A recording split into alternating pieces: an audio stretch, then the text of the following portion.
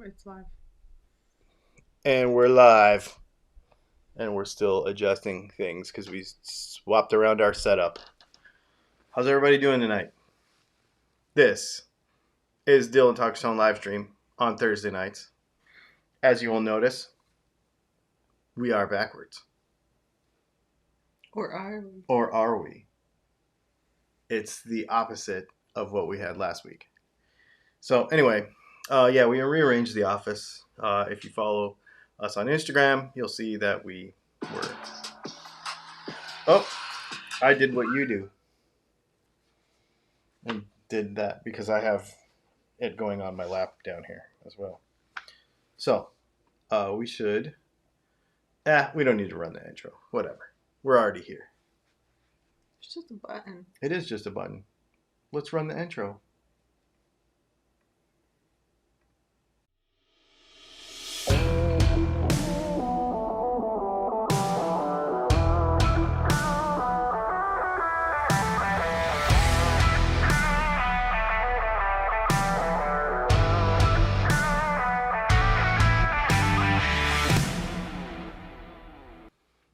So, for those of you that are not familiar with our live stream on Thursday nights, we take questions from Patreon and we take questions from YouTube members over there on the YouTubes and or right here on the YouTubes.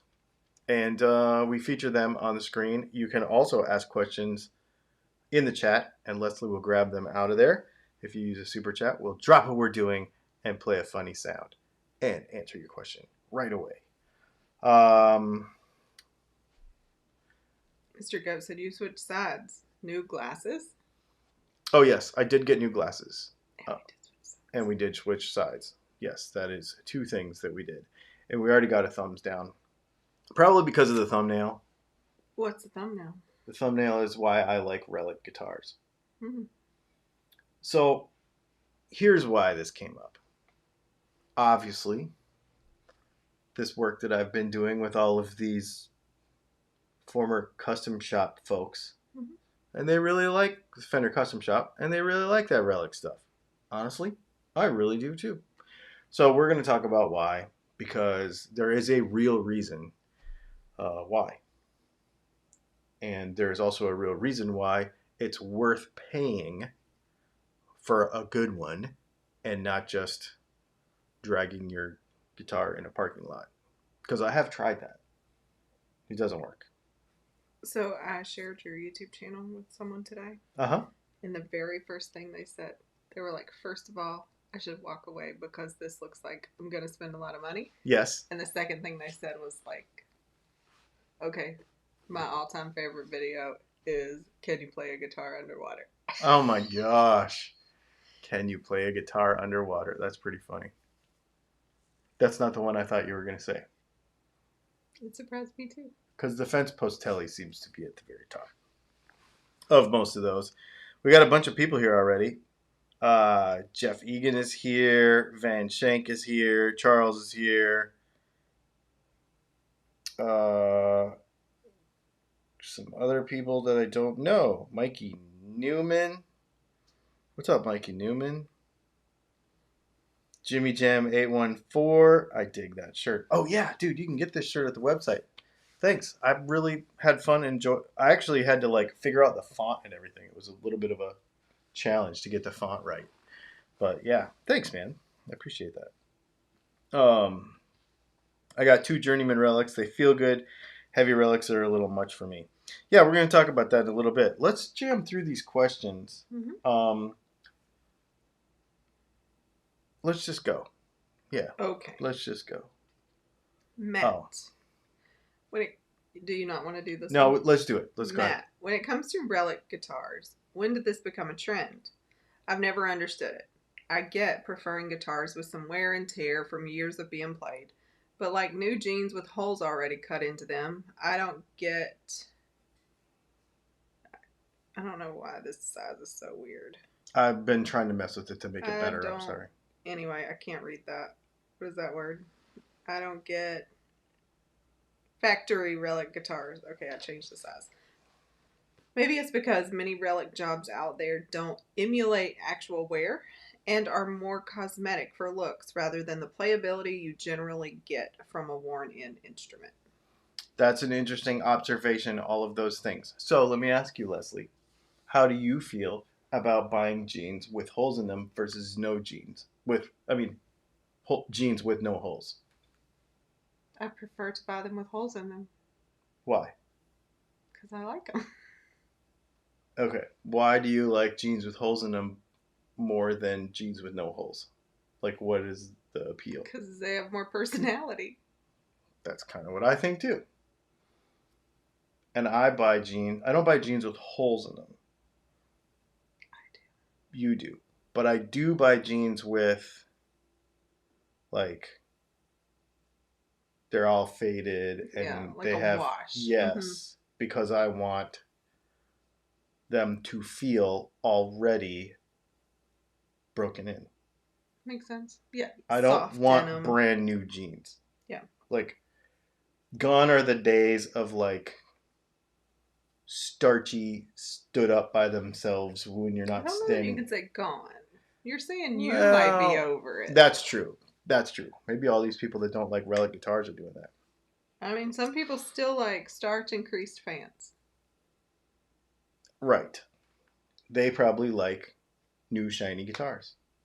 It's totally fair. I like new shiny guitars too. I have all of those guitars up there are brand new and shiny, and none of them are Relic actually. And I don't really want to scratch my Silver Sky. Like, I don't. I want that thing to look brand new for as long as possible. Anyway, we'll talk about it. So when did it become a trend? I don't know. Probably in the late '80s, early '90s, I would say. That would be my That be would my make guess. sense if it followed a fashion. Yeah, like the Seattle flannel grungy kind of stuff too. Mm-hmm. Back in the metal days, like shreddy days, like the Purple Kramer days. I don't think it was so much that. I do think that there are people that are nostalgic for um, instruments of their heroes, Mm-hmm. like Van Halen's Frankenstrat, for example. You know, that would make sense. Mm-hmm. Let's go on to the next question and we'll come back to him because we will talk about that some more. John, you talked about an impedance matching product this week. Help me understand low impedance input, high impedance input, mic input, line input, please. Okay. Hi, Leslie. Ha. Okay, so Hi, John. I'm not real good at explaining this. I just know it and do it. So this is a hard one for me to explain. But basically, um, I'm just going to give you some examples. Okay. So low impedance signal would be anything with an XLR, so a microphone. Um, most inputs into a mixing board or a PA system are low impedance. Guitars are high impedance. So I can't remember what the number is. Is it I should look up the actual numbers and do a video on this, but this is so guitars, guitar pedals, um, some microphones are high impedance also. Typically, if they have a quarter-inch jack, they're high impedance. If they have an XLR jack, they're low impedance. That's not always true because you'll also have like 3.5 millimeter jacks that will give you line input, which is what you asked about also. So line input is going to be like RCA jacks.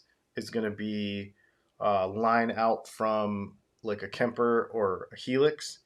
Um, and so it all needs to match for everything to work. And that's what those devices that I showed you earlier in the week do, is they match it. They convert it. And it's a transformer because it actually um, changes the resistance of everything that you're using because it's actually a transformer. So that's the dumb version. I could probably spend some more time thinking about that and explain it better. And maybe I should do that in a video. Yeah. Vincent, what's the story behind the new look? I don't know what he was talking about with that. He must be talking about my glasses. There is an emoji with glasses. So I got new glasses. That's all it is. I just got new glasses.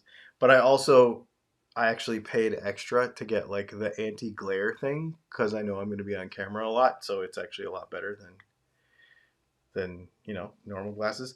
And then the look around here has also changed because we rearranged everything.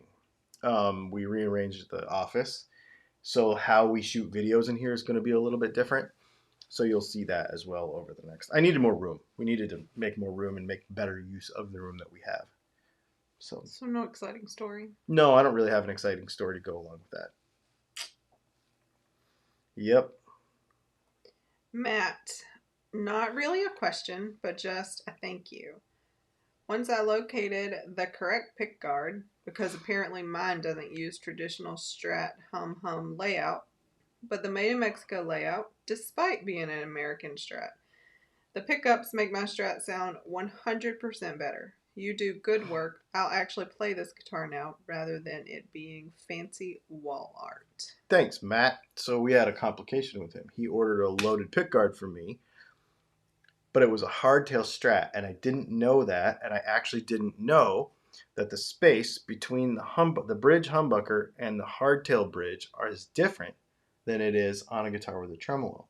So the pickguard didn't fit properly, so we had to find a different pickguard and kind of move everything around.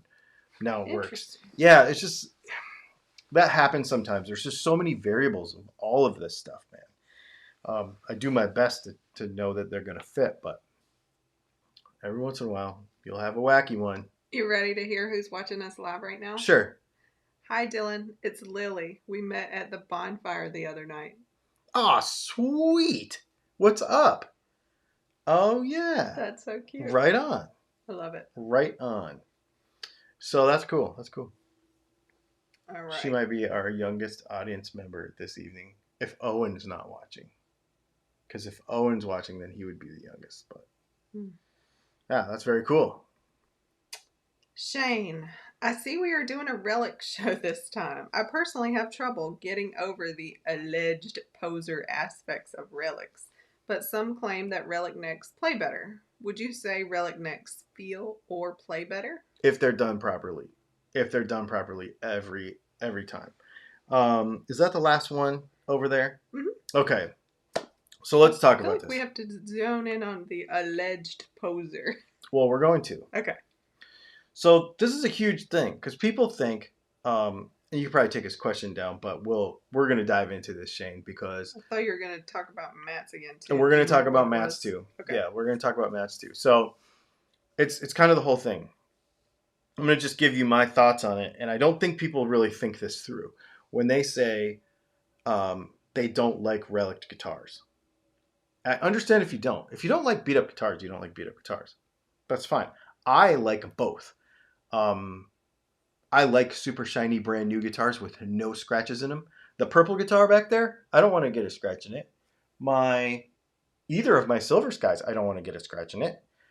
Actually, none of those guitars. I don't really want to get a scratch in any of them. Like, I don't want to beat them up. I don't want to bang them against stuff. I'm really paranoid, actually, about, like, beating it against a chair or anything when I'm playing. Like, I want my guitars to look good. That being said, I do want them to age. I want them to get old. I want them to feel old and get old.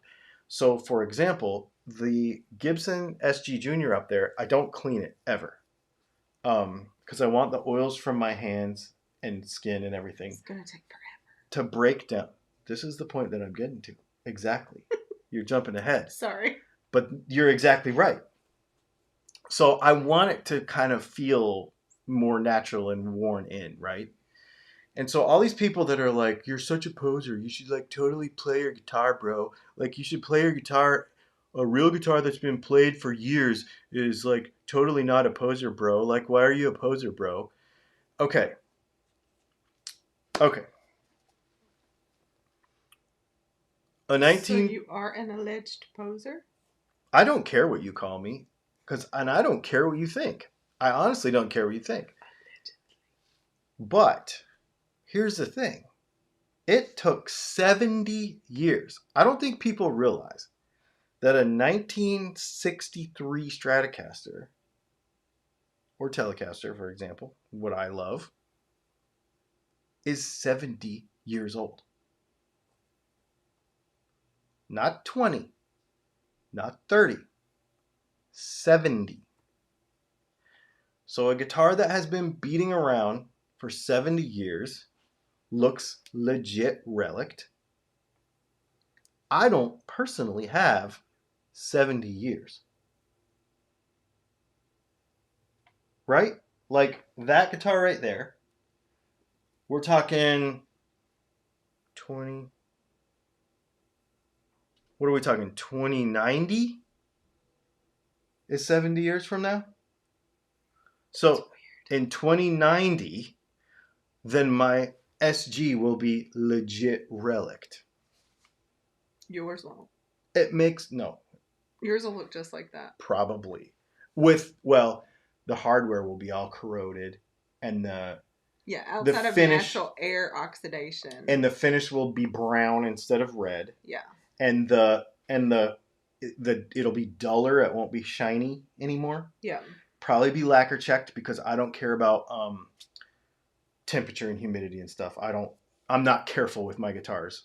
Like if it has to go in the car, it has to go in the car. Like I just take it. Like I'm not careful about that. So if the finish is cracked, if the whatever, if it's got cracks around where the neck joint is and stuff in the finish and all that, it'll probably have that. It's not going to be like run down the road, beat up Super World War III John Cruz relic. And what people want though is they want, like you were even describing, like a wear from where your skin touches it in those natural wear spots. But the reason I'm saying yours will never look like that is because like your body chemistry does not do that to things. No, like, it doesn't. People know that. See, that's a good point too. You're right. You're right. Okay, so you're actually saying something different than what I'm saying. You're right. Which is next level. Because, for example, I can play a set of strings for 3 months. Yeah. Like, our friend Taylor plays my guitar for 3 songs and they're trashed and I have to get new strings. Mm-hmm. Like, he's going to relic a guitar in like 2 years. Yeah, so like body chemistry, sweat, like all of those things factor in. And the elements and the type of finish and how it was finished. All of those things. The type of... So this is something that Steve and I were talking about last weekend. I was hanging out with a guy who used to work at the Fender Custom Shop. And he was telling me a lot of it has to do with how the guitar is finished, like the sealer that they use underneath the finish. So we're discussing, for example, the Corey Wong Stratocaster. Mm-hmm. Now it has a nitro finish on it, but we believe from looking at the finish that it has a polyester underneath. So that guitar will not really ever wear even though it has a nitro finish. So a lot of these things that they're doing with a relic guitar is to accelerate that feeling of the guitar being worn in, because you cannot physically wear a guitar in that quickly. It just, you can't do it. It's not possible. And I know that some people don't believe that, but when you look at the scale, when you look at Stevie Ray's guitar, okay, so here's an interesting one. I have played 2 Stevie Ray Vaughan Fender Custom Shop prototypes, John Cruz prototypes. The Brothers set was the SRV and the Jimmy Vaughn that came out at the same time, and it was called the Brothers set. And I don't know if there was like 30 of them or something in the world. Okay, and so that guitar was based on the Stevie Ray Vaughan guitar, the same one, but 20 years earlier or like 15 years earlier. So there's not as much of it is beat up, not as much of it is, it's still relic pretty good, but not as much of it is. And then I got to see the SRV Custom Shop relic of the same guitar, but the version that's much later that we all know with the big SRV on the pickguard. It's the same guitar, it just has a different pickguard and the stickers are in a different place because Stevie Ray Vaughan moved them around and changed them. The later guitar is way, way, way, way, way more beat up. But what people don't understand is that Stevie Ray Vaughan beat the crap out of his guitars. He did not take care of them at all. And he played so hard and he played so often. He was playing hours and hours and hours and hours a day. The average person, I am pretty average when it comes to guitar playing and also the amount of time. Contrary to popular belief, I don't just sit around here and play guitar all day. Probably pretty average to the amount of time that I get to play a guitar every week too, right? Like a couple minutes a day, a few minutes a day. Sometimes on the weekends or on an evening, I'll spend an hour or so. But I don't get to play like hours and hours a day. So I cannot play the guitar enough to make it happen. There's just no way. And you can't either. You can't. It's not possible. So getting back to some of the questions, talking about how they feel and stuff. Yeah, a worn-in neck feels real good. It does feel really good when it's done well. If it's not done well, it doesn't feel good. It's a good neck on a guitar is a good neck on a guitar no matter what. And if it's not done right, it doesn't feel right. You play one of those Ventera Fenders, it just feels like they sanded the corners off, which is what they did. They actually have like little sticker templates and stuff, and that's why they all look the same. Not done well. If you play like one of Carlos Lopez's Relics, like we played this weekend, that guitar was perfect.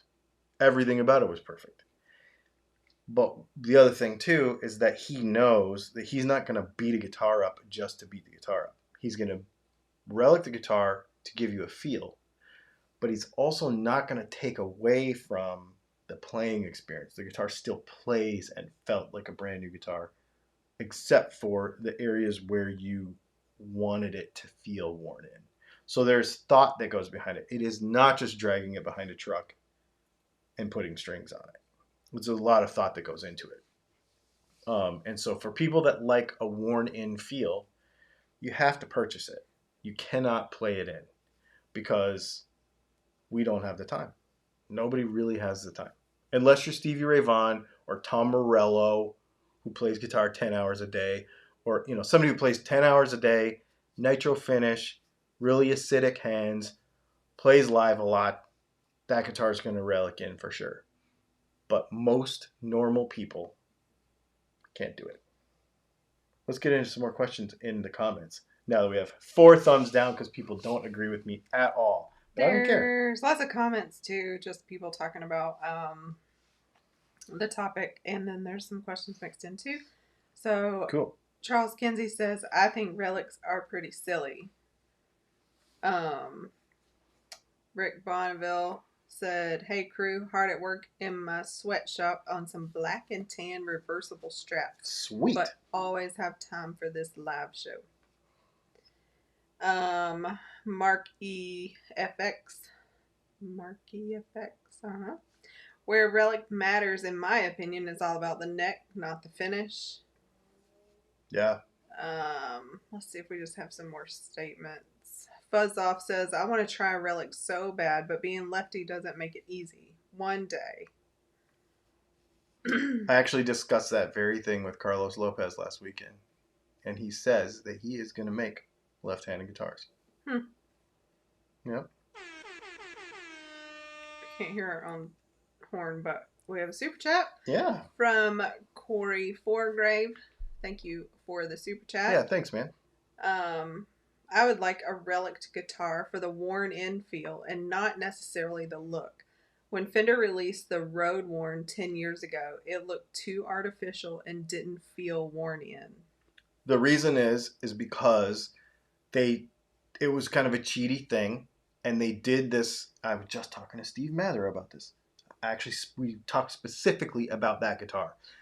The way they sealed it before they put the nitro finish on it made it to where it didn't wear like an old guitar did, because they kind of tried to cheat it with newer materials too. So that's why. And apparently your timing was off, and all the 60s crowd is saying it was only 60 years ago, not 70. Oh, I keep thinking about Telecasters being 70 years old. That's why. You're right. So, still. We have another super chat. Matthew Perkins, thank you for the super chat. So, the question is a good relic job like Gibson's Murphy lab worth the extra cost? 110%. Absolutely, it's worth the money. And I'll tell you why. Because of the time that it takes. You do not understand. People do not understand. And I hope at some point to get to a spot where we can go tour one of these places. In fact, I have one on the schedule. Somebody that relics guitars that we might be able to go tour there where they make their stuff. You do not understand the hours and the time that it takes. The relic haters do not understand, just like CNC haters, do not understand what it means to do that. What the time it takes and the knowledge and the effort that it takes to do it well. Anybody can just like take a bag of bolts and beat it on a guitar, but that is not what these guys are doing. It is unbelievable the amount of work. Unbelievable. I have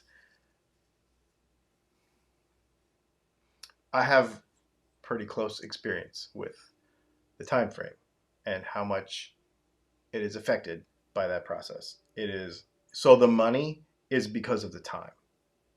The money is because of the time. But if it's done well, you're right. It does. They feel those Murphy Lab things. Whoops. Sorry, I just slipped off my arm on my chair. Those Murphy Lab things feel like properly good old Les Pauls. They're really good. They're really good. And the good custom shops from Fender feel the same way.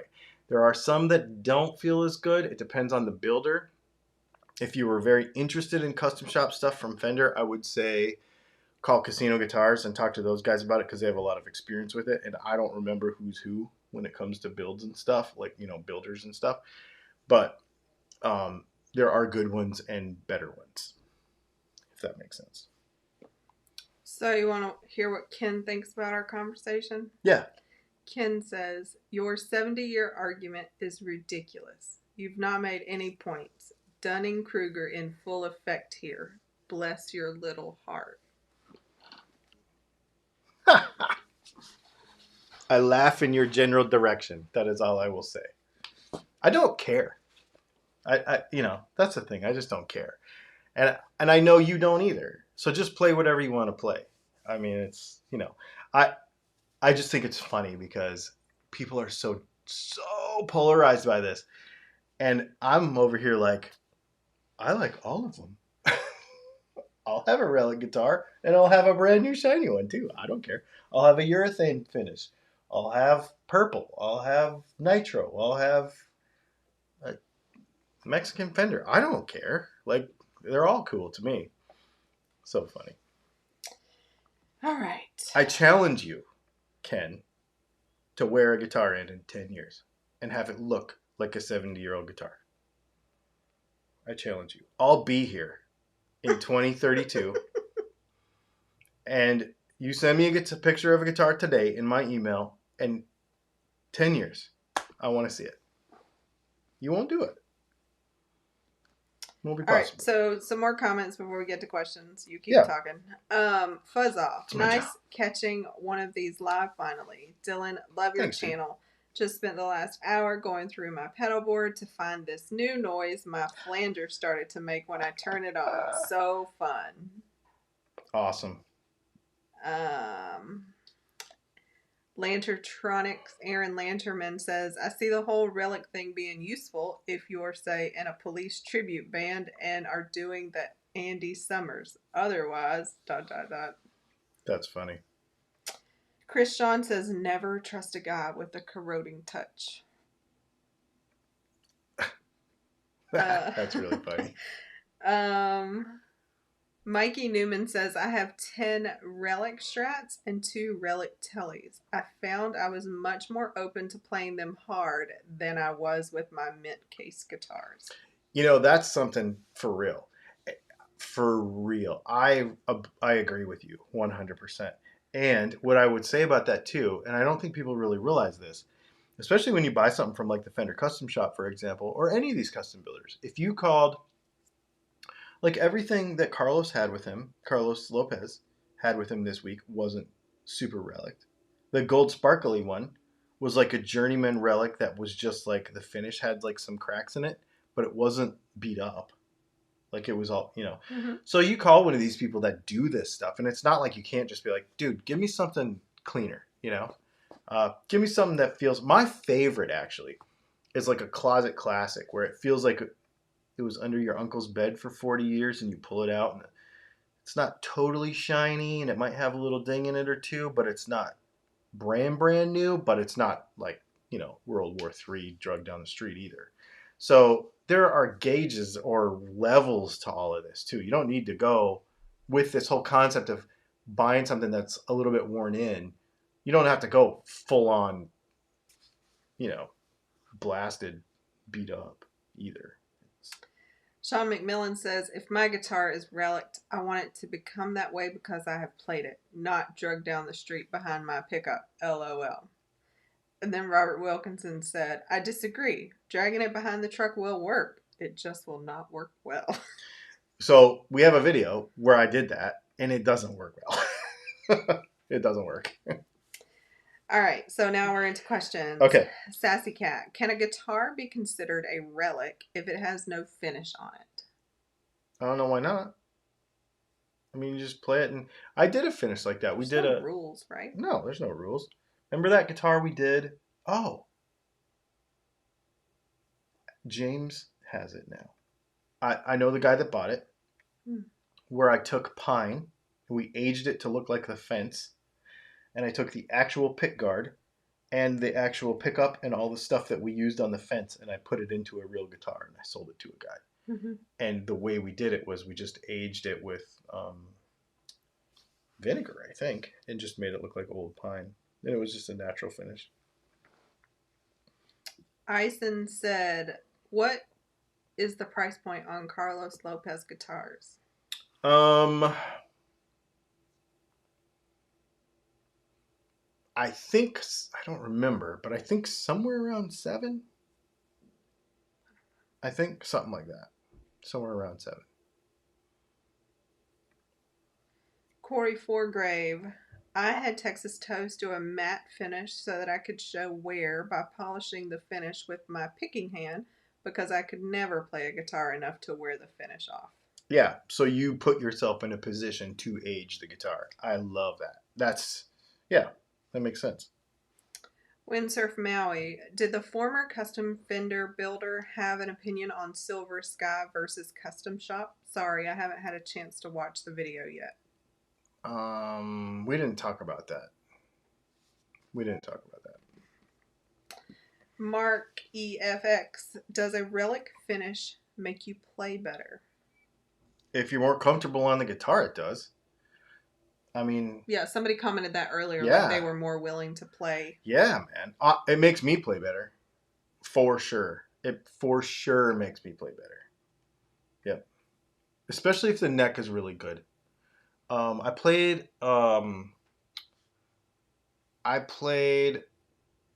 one of Carlos's guitars this week, and I was like, oh man, this thing is fantastic. And then there's another, I played one of those John Cruz ones too, and I was like, good grief, this neck is so good. It's like one of my favorite necks of all time, and I could just sit there and play it all day.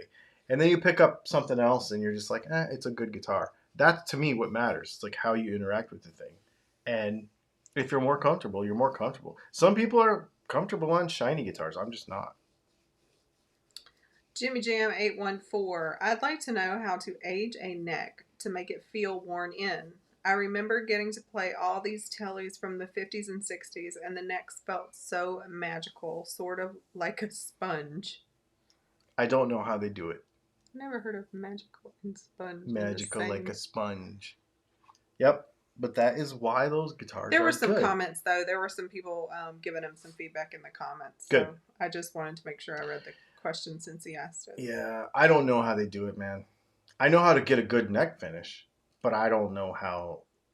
To replicate. No, those guys are magicians. I don't know how they do it. They're magic like sponges. They are. Now we know. Apparently. Mark EFX, what are your thoughts on stock PRS SE custom pickups? It depends on the guitar. SE custom. They're good. They're good. I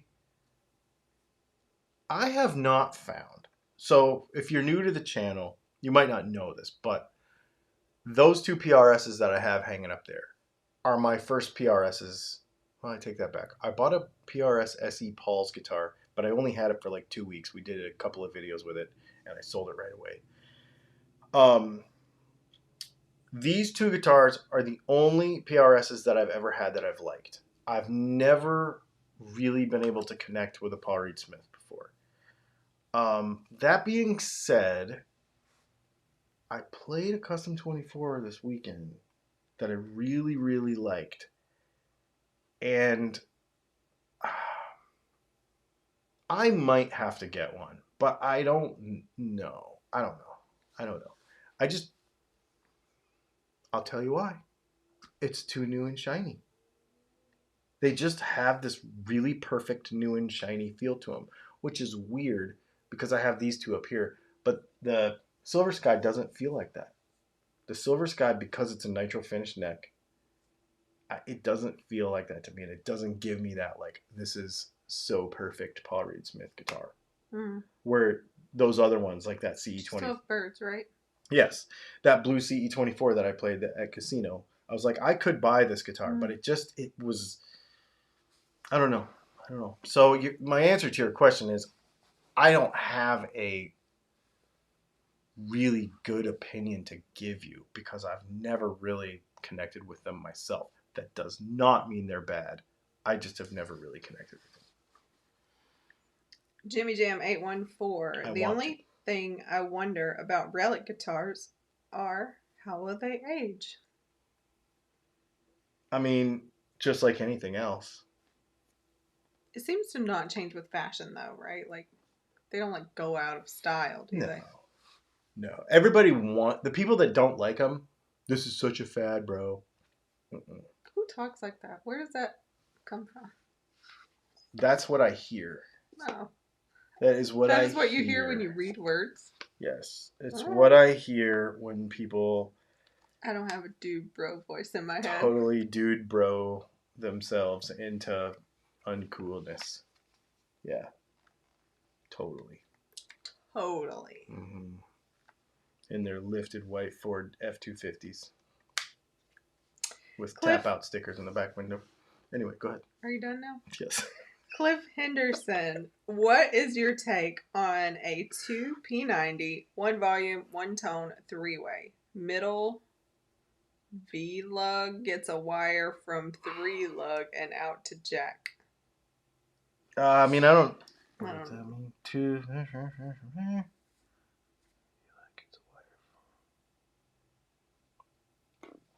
I don't exactly know how you're visualizing that right there, but basically, so this is what he's talking about. So a 3-way switch has the middle two like this. That goes out to the jack, and then this one comes in from one pickup, and this one comes in from the other pickup, if that's what you're asking. And then this one has this little thing that goes over the other side that grounds. So, there you go. Alrighty. I don't know what just happened. Josh Carter, speaking of relics, is there a major quality difference on those pre-made custom shop fenders that are sold by various merchants as opposed to having one custom built through a shop for you?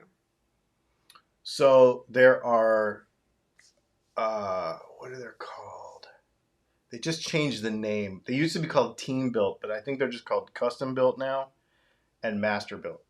So the difference between it is that you have a few guys, like let's say you have like on a team built guitar, you might have a neck guy and the body guy and the finished guy. I'm just making things up. I don't know exactly for sure. But this is sort of how it works. Is that's like you got a guy that builds the neck and you got another guy that builds cuts out the body and does all the shaping on the body, and then you got a guy that finishes it, and then another guy that puts it all together. There's still custom shop folks that build some guitars as a team, and those guitars are cheaper. They are not less quality per se, but they are built with a different process, and there are more hands on them. A master built guitar can literally be one guy doing everything from one end to the other of the guitar, just like if you were to call, just like I do. Like you call me up and say, I want you to build me a pickup. I build that pickup from the beginning to the end. I don't have a person, if I had 3 or 4 people working for me and one person, I wound it, but somebody else built the bobbin and somebody else did the whatever and somebody else I do it all the way through. So it's the same thing with master built Fender stuff. They do everything all the way through. That's why they're more expensive. And I don't necessarily know that the quality is different. It probably is to some extent. More so, each of the master builders has a style. They have if you look at a Yuri guitar versus a John Cruz guitar, even though he's not there anymore, even you can still find him. Or look at a Carlos Lopez guitar. There's a lot of creative license between those 3 builders, for example, and they can approach the guitar differently. And so you get the one-on-one when you work with a master builder, versus the team builder, where I think team built ones where you basically kind of like fill out a form and send it in and it just gets done. So it's just a different approach to doing it and the personal touch of it more than it is, I think, a quality difference. I've played a bunch of team built Fender custom shop guitars lately, and they are phenomenal. I would have owned any of them. Jason Gale says, did you see my comment about the vintage Tysco with the ad of vintage humbuckers? No. It's not in this thread, so I didn't know if it was No, somewhere I didn't see it. And then Jason also said, side comment from local Santa Cruz, my friend designed that font on your shirt and he created the SC red dot. Oh, nice. Very cool. Grant McCosey. What's up, Grant? McCosey? New name, so hi. If you get an unfinished Fender style guitar body and neck, spray nitro on them, play it for a few years, and you have a real relic. Maybe. Probably not. I don't know. Ed Kress, what do you think of the Fender Special Edition Tele made in Indonesia with humbuckers? I think they're fantastic guitars. I think you should get one and mod it because that's what they're good for. They're pretty awesome. Mr. Goat said, where is the bass at in your rack? The bass is sitting over here because I'm working on a couple of videos right now.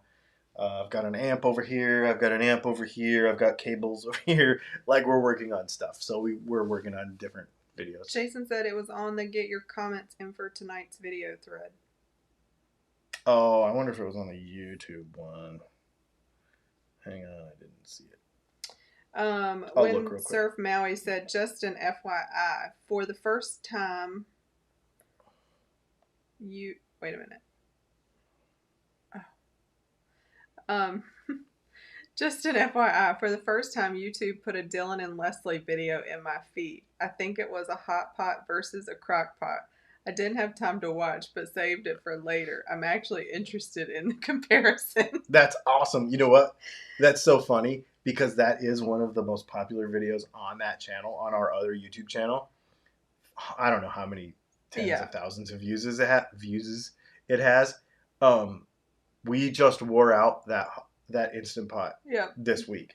Yesterday. It finally quit on us. I think we've had it like 5 years and we've used the crap out of it and it finally quit. We were just shopping for a new one today. Yeah. So don't go into that video with like super high expectations. The intent was like, Dylan wanted me to explain it to him. So it was like in the most simple, basic terms. But if you're curious, because I know folks are from around the world. We also did, so a very southern thing is boiled peanuts. And Yes. there's a video about that too. Yeah, how to make boiled peanuts. The reason I didn't see this is because he asked it 15 minutes ago. Oh, well, we were We already were live. already live, yeah. So you got to do this beforehand. Thanks for pointing it out, though. Yes, because I've got it right here, and let's do it right now. Love the Carlos Lopez episode. He even calls out the old Japanese vintage 60s guitars like the Taisco I mentioned to you before. He also said they don't sound great, but they look awesome. He did not say that. What they sound great. They don't play well. A lot of times these student guitars from the 60s, like sometimes they don't have a truss rod, sometimes they're just kind of cheaply built. So they're not super tuning stable and stuff, but they sound awesome because those old gold foils and stuff are great. But I think he's more talking about you can't use them as like a real professional instrument a lot of times because of the instability of them. I took the vintage humbucker pickup pair knobs, three-way switch, and jack and plugged them into this Taisco hollow body someone gifted me as an old guitar. Now it sounds absolutely monster, so killer and crunchy. I had to make a fourth knob and cut out the neck pickup slot to fit these old humbuckers I inherited, but they look like they were always meant to be there. The guitar looks and plays badass. Yeah, dude. I mean, this old stuff is awesome. The only problem with it is, like I said, just can be kind of unstable. So doing what Carlos is doing and taking that whole look and making it into a guitar that'll just be rock solid and be usable on any stage anywhere is pretty fun. Thanks for that. So Bill Mark just gave us an idea like a couple of hours too late. He said, "You relicked your hot pot?" I threw it in the dumpster. I know, but that would have been funny. That would have been funny. Okay, sorry. Quincy Wilkerson. Question, Dylan. What is your preferred pickup configuration?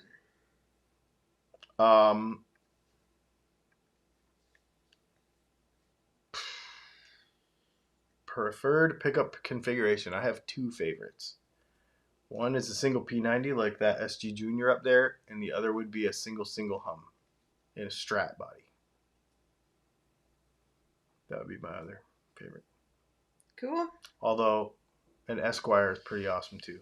I love Tellys. All of them. All of the questions are done. Speaking of all of them. Well, look at that. And it's 10 till 9. It's like an early night. Yeah, I don't know. Everybody's quiet. It's because they don't like this subject. People don't like to. We haven't got very many reactions at all, so it has been a strange night for sure. Well, then I'm going to go to an open mic night. Just Drive Sheboygan Falls says, "How you guys doing? Cruddy here in Kohler." It's been really crappy here too. It's been really crappy here too. It's Masters Week, so I'll tell you a story. So somebody asked me actually this week, so I'll address this. I was wearing a Masters hat in a video, and somebody was like, "You like golf?" And I'm like, we live in Augusta, Georgia, so this is Masters Week, and so Masters Week is always like this really crazy time, and there's music everywhere, which is awesome. All my friends are playing and working, and I don't have any gigs this week, but I didn't book any on purpose, and I didn't get involved with any musical projects on purpose because I'm busy doing other things. But typically, every person who has a guitar will be playing every night this week. It's really, really fun. I am going to go to an open mic, though, as soon as we're done with this. Jeffrey Egan is because BattleBots is on. Oh, that's got to be why. BattleBots. I love that. That's got to be why. Anyway. Now we know he's multitasking. Exactly. Anyway, so we are by default golf fans because the Masters is so good to our town, and it really is. It's pretty awesome, and it's a fun time. Some people don't like it; they'll leave and go on vacation during this time because it's also our spring break. But we love it. We always go out and see a bunch of music, do a bunch of stuff. I will watch the tournament this weekend. However, it's a Formula One weekend, so nothing gets in the way of Formula One. But we'll pay attention. But what I was going to say is we had tickets this year to the practice round on Tuesday. And we had to give them up because we got our money back. Because they canceled it because of COVID, and they canceled it again because of COVID. And then they said, you can come this year, but I didn't know that we were going to be here because we didn't even know we were going to have a house at that time. We were still in the motorhome. Should have been on the road. Should have been on the road right now on the way to Colorado. I didn't think I was going to be here, so we gave our tickets up. And I was really bummed about it because I've lived here for 10 years and I've never gone. We gave our tickets up, and it poured rain and thundered and lightning all day Tuesday. And now I don't have to feel bad. Yeah. Because it's non-refundable, and we got our money back because we gave it back a long time ago. And it rained anyway. So there you go. Long story long. Making a long story long. So yeah. Few more questions came in while you were talking. No, cool, yeah. Mr. Goat said he's arguing with Patreon. They won't take his new card. I feel like he said something last week too. Yeah, and I tried to look at that and I couldn't figure it out. From my side, I couldn't figure it out. That's crazy. Yeah. Mark EFX, how's the Catalyst holding up? Amazing. That amp is so good. For $399, it's so good. I actually took it over to one of my buddy's house this weekend because he was like, I want to try that thing. And he plays a lot of crazy different styles. He plays in like 4 or 5 different projects at the same time. So sometimes he's playing jazz, sometimes he's playing like shreddy metal, sometimes he's playing like fusion. And he was able to get all, like, just on the fly, all the sounds he wanted. And we did test because he had a Pod Go. So we did line out of that and just use this for a power amp. And it was awesome. It was really, really good. The only thing I would say is that for each of your profiles, if you're going to hook a Helix up to it or a pod or anything like that, you got to go through your profiles and mess around with the output EQ for each of your profiles and then kind of reset your profiles for the speaker. That'd be my only thing to say. But it was really good. It held up really well. And I've been playing it a bunch and using it. Every video I'm doing lately is that using that amp. It's awesome. Jimmy Jam 814, Dylan, would it be cool to email you wiring configuration questions? One I can't find anywhere on the internet. The better person for wiring is Jersey Shore Guitar Garage. Or post in the Facebook group. That is probably the biggest thing. Actually, because Jimmy's in there anyway. Yeah. Post in the Facebook group. That would be the best way. Dylan Talks Tone Insiders? Dylan Talks Tone Insiders or something like that. Can they find it? Yeah. Okay. Yeah, you can find it. You can find it from the Facebook page, I think. Pretty easy. Yeah, I would do that instead.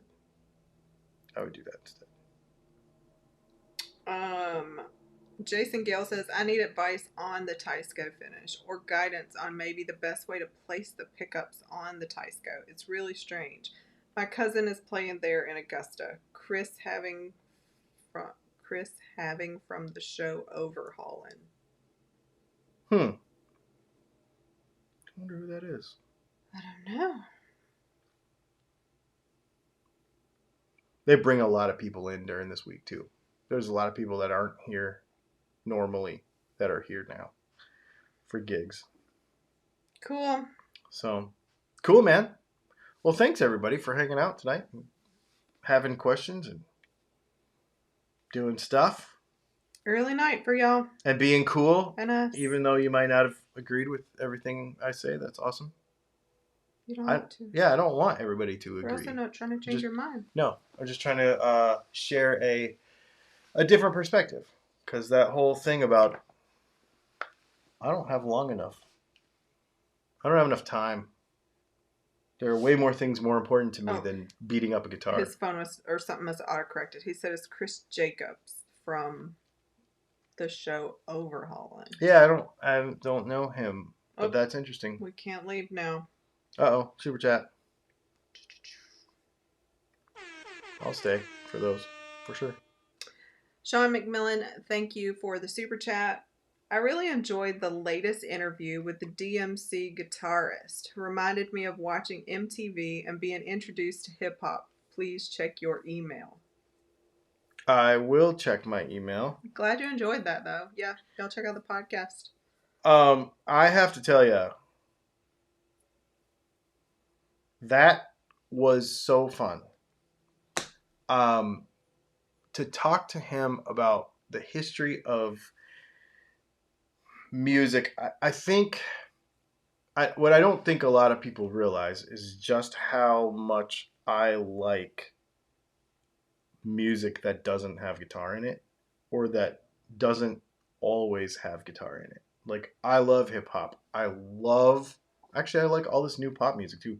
Like, I will jam a Justin Bieber song in the car. I don't care. I love music. I just love music, period. And um, listening to him talk about coming at it from a completely different direction than me, like, completely different upbringing, completely different culture, and being able to say, yeah, you like the same things I like. You just came at it from a different direction. Was really, really awesome. And it helped me too to just be like, want to go explore more stuff. Because all these people say there's no new good music and there's no whatever. And I'm like, I know that's a bunch of crap. But talking to somebody like him who is like still exploring and still producing young people and still, I don't know. It was really cool. It was a very cool episode. So, yeah, man. Awesome. Thanks for hanging out, you guys. I got a video coming out on Saturday.